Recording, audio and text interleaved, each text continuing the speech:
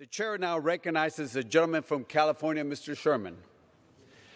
Mr. Speaker, I ask unanimous consent that all members may have 5 legislative days within which to revise and extend their remarks on this legislation and insert extraneous materials therein. Without objection. And, Mr. Speaker, I ask unanimous consent to enter into the record an exchange of letters between the Committee on Financial Services and the Committees on Ways and Means and Education and Labor. Without objection. I yield myself as much time as I may consume. Gentleman from California, Mr. Sherman, is recognized. Today, Mr. Speaker, we show that the House of Representatives can deal with a really big problem before it becomes a crisis, before almost anybody even knows that there's a problem. We can deal with such a problem without drama, without deadlock, without partisanship. We can do it a year and a half before it all explodes, so as to give the Senate, the regulatory agencies, and the private sector the time that they need to do this job long before the impending uncertainty disrupts our economy. As co-chair of the CPA caucus, I am here to certify that this is the most important, genuinely boring bill that will come before this House this year. Mr. Speaker, there are trillions of outstanding loans that have adjustable interest rates. The adjustment of these loans is tied to the London Interbank Offered Rates, known as LIBOR. LIBOR has been referred to as the most important interest rate in the world. We're dealing here with adjustable rate mortgages, business loans and securities, and even some student loans. And for many years, LIBOR was the index. When LIBOR went up, the interest rate on these instruments would go up. When LIBOR went down, the interest rate would go down, and for many years, it worked well. LIBOR is based on a survey of British bankers. And a few years ago, some British bankers lied. Some went to jail.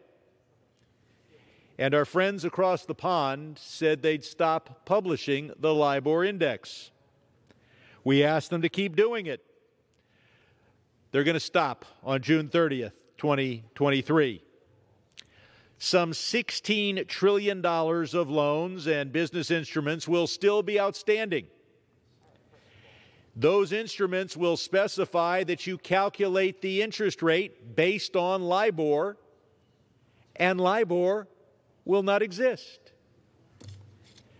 These $16 trillion of loans and other business instruments do not specify what is supposed to happen if you go to calculate the interest rate based on LIBOR and there's no LIBOR. That's why they're called tough legacy LIBOR instruments. Well, we could do what all too often happens in Washington. We could ignore the problem. We could then leave it up to tens of thousands of class action lawsuits, hundreds of thousands of regular lawsuits as borrower and lender try to figure out what interest rate would apply. That would be terrible for our economy and our court system. We've got a better idea. The legislation before us today, H.R. 4616, the Adjustable Interest Rate LIBOR Act,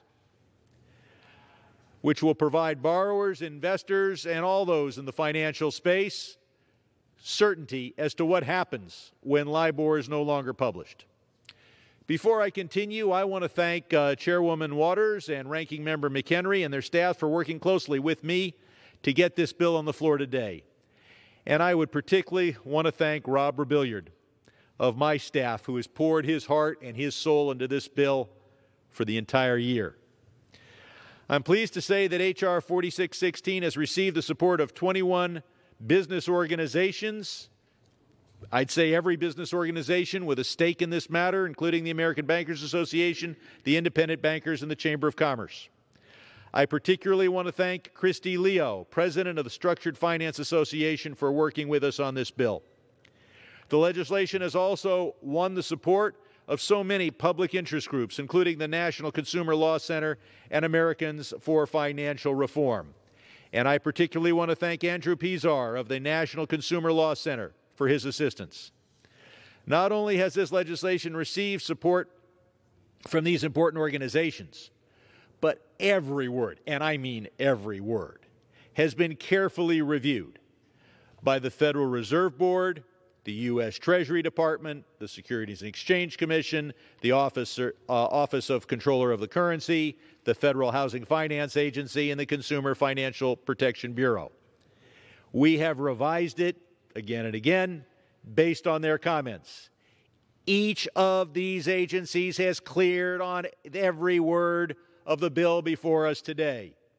And once again, I want to thank the staff, particularly of the Federal Reserve, for their excellent work in helping us draft this legislation. Mackenzie Gross, Evan Weinerman, and Mark Vanderweed.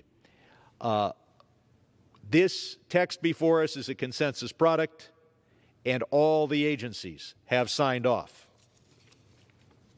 We have worked with over 100 different organizations and groups, and to my knowledge, none oppose the text that's before us today.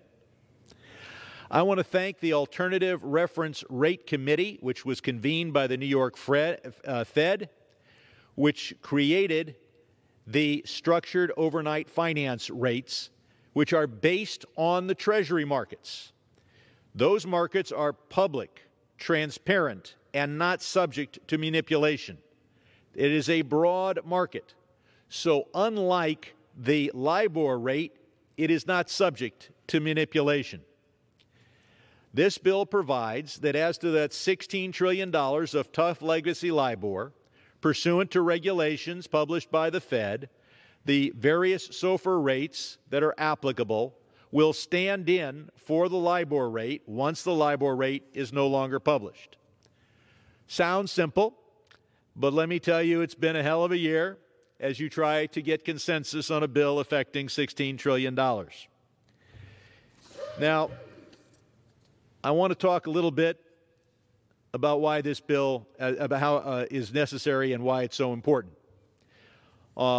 Just 2 months ago, October 20th, the Federal Reserve, the CFPB, the FDIC, in conjunction with the state bank and credit union regulators, issued a joint statement stating that failure to adequately prepare for LIBOR's discontinuance could undermine the financial stability and safety and soundness of the institutions they oversee. The Financial Stability Oversight Council, which we created in response to the 2008 meltdown, said that a cessation of LIBOR has the potential to significantly disrupt our financial markets. The SEC similarly warned that LIBOR's discontinuance may pose a significant risk to our stock and bond markets. Secretary Janet Yellen and Federal Reserve Board Chair Powell told us that we need legislation to deal with this matter at the federal level, and it is bipartisan. Steve Mnuchin testified to the same thing when he was Secretary of the Treasury in the Trump administration.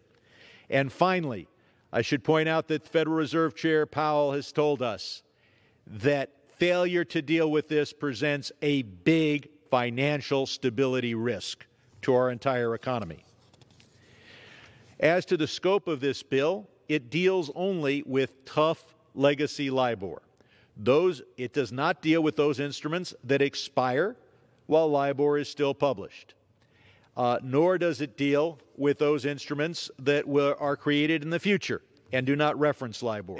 An earlier draft of this bill set forth the obvious, and that is the substitution of SOFR for the LIBOR index does not constitute a sale or exchange for tax purposes.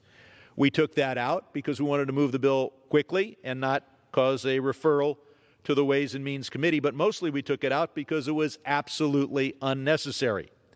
It's very clear under existing tax law, the change of one index to another index that is incredibly similar, in this case designed to be as close as possible, as humanly possible, does not constitute a sale or exchange, but especially where that change is through the operation of law and where the change is necessitated because the original index is no longer published. So the tax outcome is obvious and does not need to be part of the statute. The last change we made in this bill was to add the words "for purposes of the governing law of such LIBOR contracts" to Section 5D. We did that to make it clear that we weren't dealing with any tax issue and anybody could hold it up to a magnifying glass and try to find a tax word in it by putting these words in it. We satisfied the Committee on Ways and Means. There's no taxation in this statute. But this law does deal and preempts the field with regard to all non-tax law. That means contract, commercial, financial law at both the federal, state, and local level. Finally, this act does not prescribe what interest rates ought to be used in the future. That's up to the parties involved. Nothing in this bill is designed to encourage the use of SOFR or any other particular benchmark interest rate, nor does it encourage or authorize any federal regulatory agency to push any bank or other institution to use any particular rate in the future. That's up to them. So this bill deals with $16 trillion of tough legacy LIBOR.